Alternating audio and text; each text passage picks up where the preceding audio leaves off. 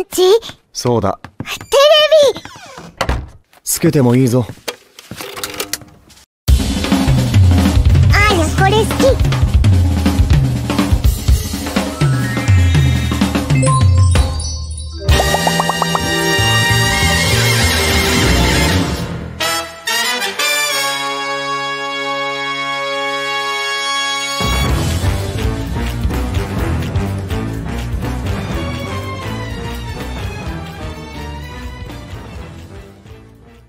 Oke, jadi di bab 1 ini kita akan mempelajari tentang sejarah ilmu kalam. Tapi sebelum ke situ kita harus tahu dulu apa itu pengertian ilmu kalam. Jadi, jika secara harfiah, istilah kalam ini artinya perkataan atau percakapan. Sementara secara terminologi, ilmu kalam adalah ilmu yang membicarakan mengenai wujud Allah Subhanahu wa Ta'ala, sifat-sifat yang mesti ada padanya, sifat-sifat yang tidak ada padanya, dan sifat-sifat yang mungkin ada padanya. Biasanya orang-orang menyebut ilmu kalam ini sebagai ilmu tauhid.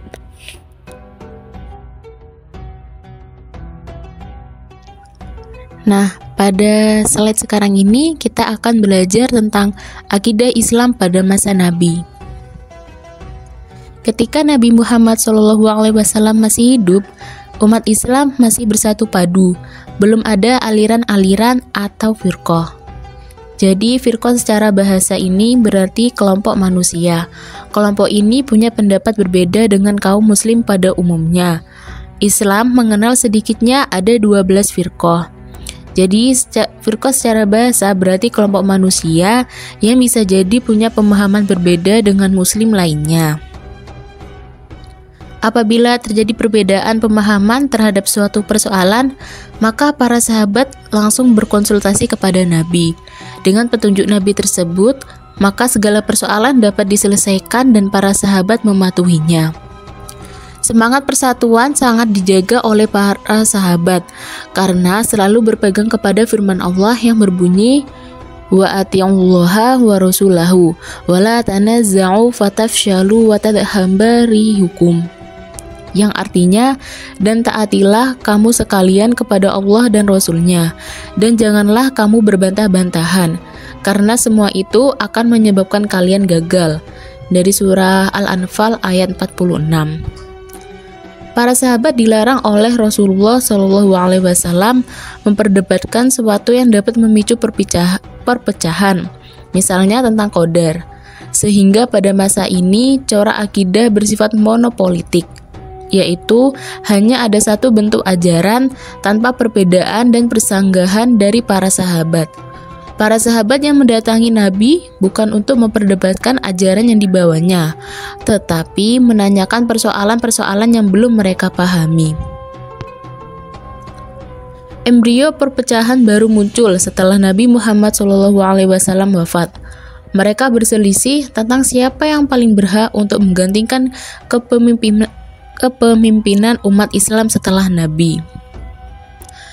Kaum Ansor yang dipimpin Sa'ad bin Ubadah berembuk di Thaqifah Bani Sa'idah untuk membicarakan penggantian kepemimpinan Nabi Muhammad SAW, yang kemudian menyusul hadir Abu Bakar Asy-Syiddiq, Umar bin Khattab, dan Abu Ubaidah bin Jarrah di kalangan muhajirin. Pada akhirnya dicapailah kesepakatan untuk mengangkat Abu Bakar Asy-Syiddiq sebagai khalifah. Bagaimanakah akidah Islam pada masa Khulafaur Rasyidin? Pada masa awal perkembangan Islam sampai dengan akhir masa kepemimpinan Utsman bin Affan, keadaan umat Islam masih dalam satu corak pemahaman akidah. Walaupun sempat terjadi beberapa konflik seperti pada awal masa kekhalifahan Abu Bakar Asy-Syiddiq, yakni munculnya nabi palsu serta orang-orang Islam yang enggan membayar zakat, tetapi permasalahan-permasalahan tersebut dapat teratasi tanpa menimbulkan perpecahan di antara umat Islam. Namun, pada akhir masa pemerintahan Khalifah Utsman bin Affan, benih-benih perpecahan mulai muncul. Hal ini pada awalnya disebabkan oleh situasi politik yang tidak stabil, akibat kebijakan reformasi di bidang administratur pemerintahan yang dibuat oleh Khalifah Utsman bin Affan. Situasi politik menjadi semakin tidak stabil setelah muncul kasus terbunuhnya Khalifah Utsman bin Affan yang dikenal dengan Al-Fitnah Al-Kubra atau fitnah besar. Peristiwa ini dianggap sebagai pangkal munculnya firqah-firqah dalam Islam. Karena setelah meninggalnya Khalifah Utsman bin Affan, pertikaian di antara umat Islam semakin membesar. Di antaranya terjadi Perang Jamal, yakni perang antara Khalifah Ali bin Abi Thalib dengan pasukan Aisyah. Dan Perang Siffin, yakni perang antara Khalifah Ali bin Abi Thalib dengan Muawiyah bin Abu Sufyan. Perang Jamal dapat diselesaikan dengan baik oleh Khalifah Ali bin Abi Thalib, sedangkan Perang Siffin melakukan perundingan atau tahkim untuk berdamai. Namun, tahkim malah membuat umat Islam terpecah menjadi 3 golongan. Golongan yang pertama yakni golongan yang tetap setia kepada Ali atau disebut golongan Syiah.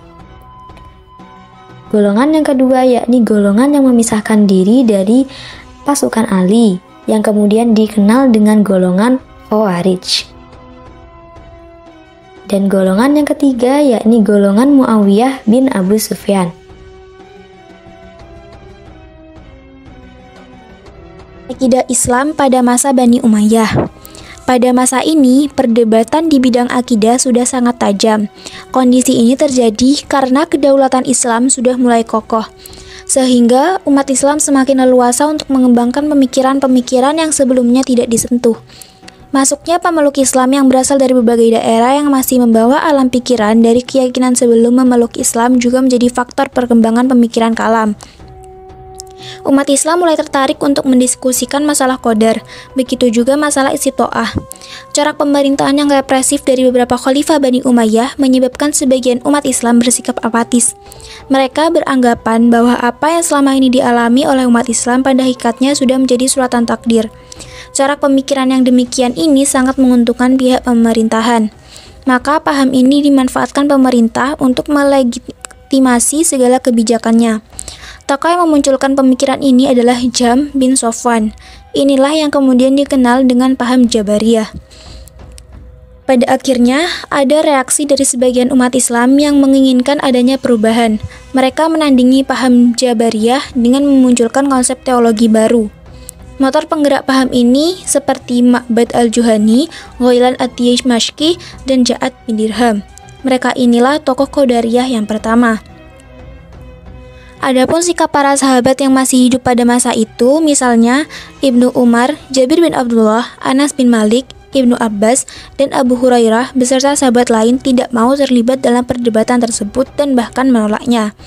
Pada masa Daulah Umayyah ini juga muncul pemikir yang cerdas yaitu Hasan al-Basri yang kemudian dijadikan rujukan oleh mayoritas umat Islam dengan pendapatnya bahwa orang mukmin yang melakukan dosa besar dipandangnya sebagai orang fasik, tidak keluar dari golongan mukmin. Akidah Islam pada masa Bani Abbasiyah. Pada masa ini, hubungan antara bangsa Arab dengan bangsa Ajam mencapai puncaknya. Komunikasi yang intens melahirkan corak pemikiran yang baru di dunia Islam.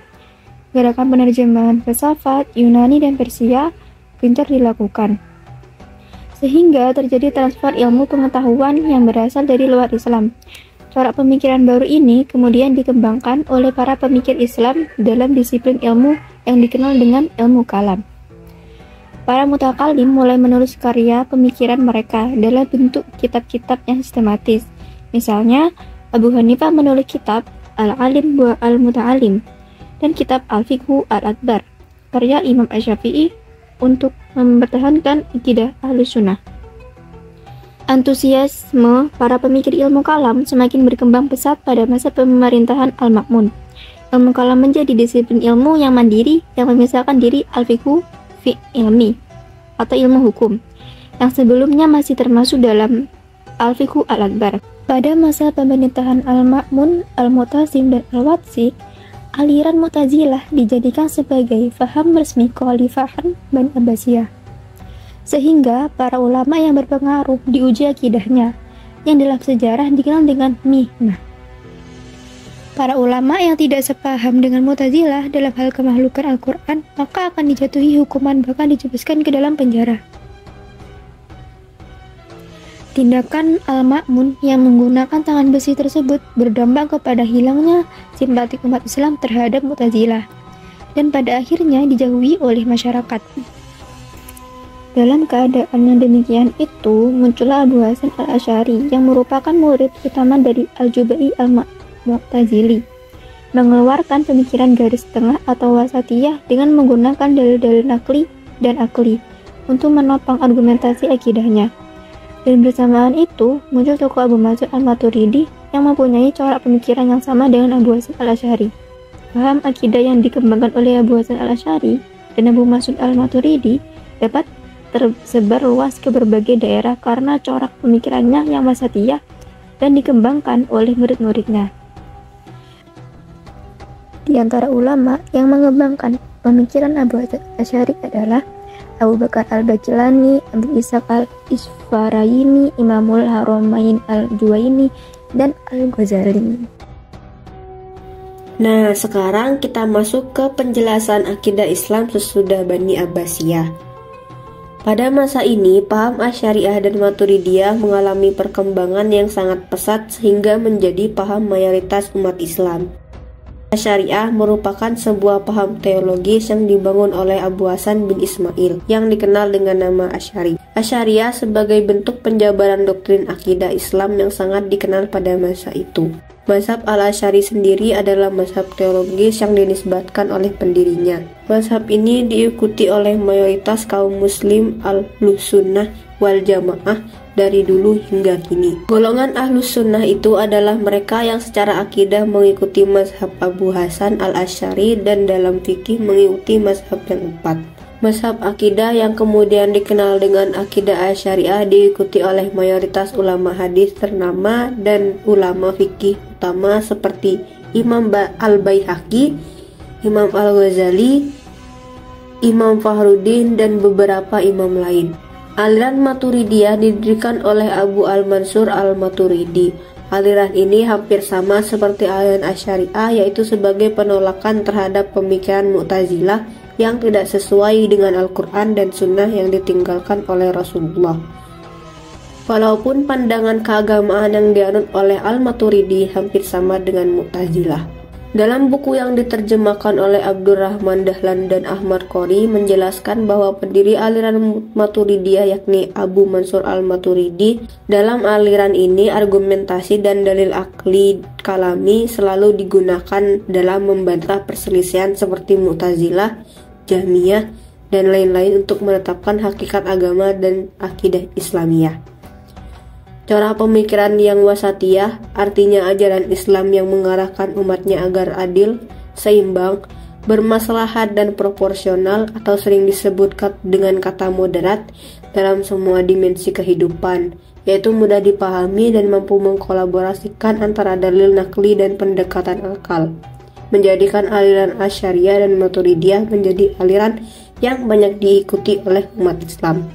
Pada permulaan abad ke-8 Hijriah, muncul Taqiyuddin Ibnu Taimiyah di Damaskus, yaitu seorang pemikir dan ulama Islam dari Harran, Turki, yang berusaha membongkar beberapa pemikiran Asy'ariyah yang dianggapnya tidak murni bersumber dari Al-Quran dan Al-Hadis. Pemikiran Ibnu Taimiyah ini kemudian dikenal dengan gerakan Salafi, yang berasal dari istilah salaf. Secara terminologi sosial, salaf berasal dari salaf as-soleh yang merujuk pada 3 golongan generasi peradaban Islam terdahulu. Selanjutnya adalah peristiwa tahkim. Masa pemerintahan Ali bin Abi Thalib adalah masa yang sangat sulit. Jadi waktu itu peristiwa pembunuhan Islam itu jadi masalah yang sangat berat untuk diselesaikan. Muawiyah itu merasa dia keluarganya Utsman dan mengajukan tuntutan agar Ali memprioritaskan pengusutan pembunuhan.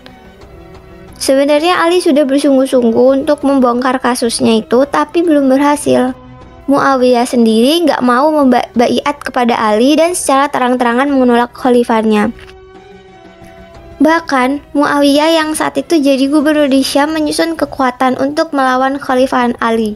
Nah, akhirnya bertempurlah kekuatan pasukan di Siffin pada bulan Safar 37 Hijriah atau 657 Masehi. Nah, pada perang Siffin, pasukan Ali itu hampir menang. Kemudian Amr bin As yang ada di pihaknya Muawiyah itu mengamatin kayaknya tuh pasukannya mereka makin terpojok dan hampir kalah gitu.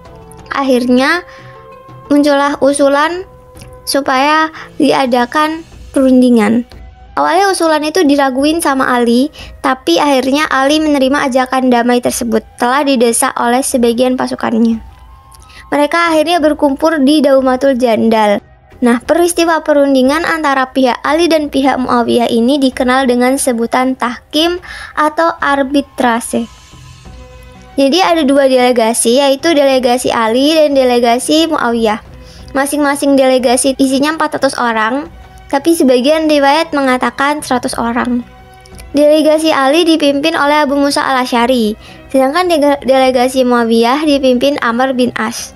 Setelah mereka berdialog, akhirnya dicapailah suatu kesepakatan bahwa untuk meredakan pertikaian, Ali dan Muawiyah harus turun dari jabatannya.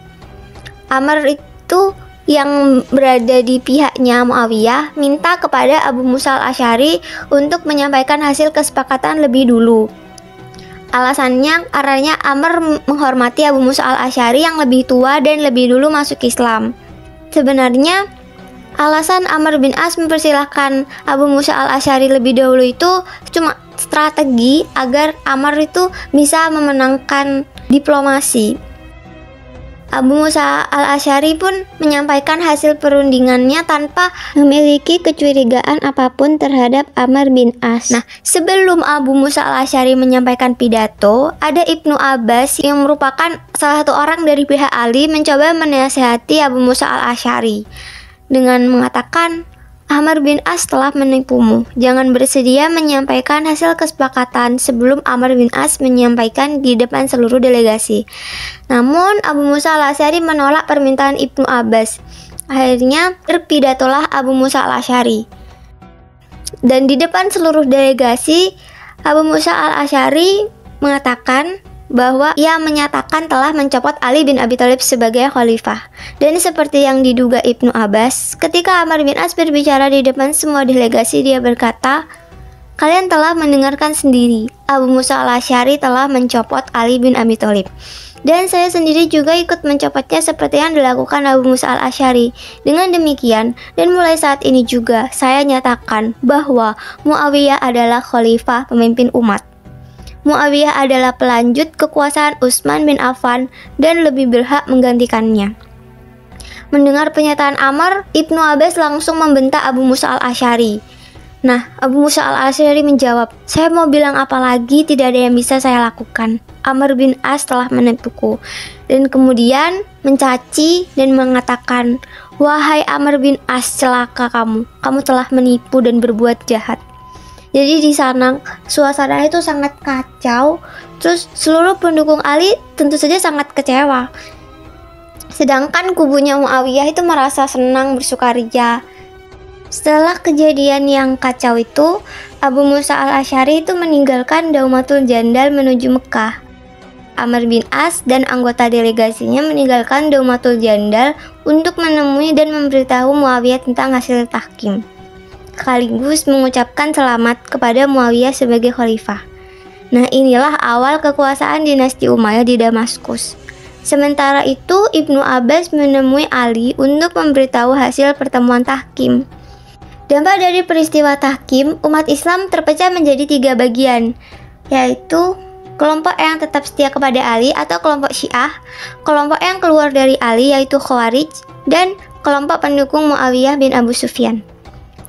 Awalnya aliran Khawarij itu hanya memperdebatkan persoalan politik, namun menjalar ke persoalan teologi atau akidah. Misalnya tentang sikap mereka terhadap Utsman, Ali, dan Muawiyah yang dinilai sebagai kafir karena dianggap mencampur adukan antara yang benar dan yang palsu atau yang hak dengan yang batil. Karena itu mereka merencanakan untuk membunuh Ali, Muawiyah, dan Amr bin As. Rencana pembunuhan itu sudah dirancang dengan matang. Ada Ibnu Muljam yang ditugaskan untuk membunuh Ali di Kufah. Hajjaj bin Abdullah ditugaskan untuk membunuh Muawiyah di Damaskus. Dan ada Amr bin Bakar yang ditugaskan untuk membunuh Amr bin As di Mesir. Namun pada akhirnya yang berhasil dibunuh hanyalah Ali. Muawiyah hanya mengalami luka-luka dan Amr selamat sepenuhnya karena dia nggak ke masjid.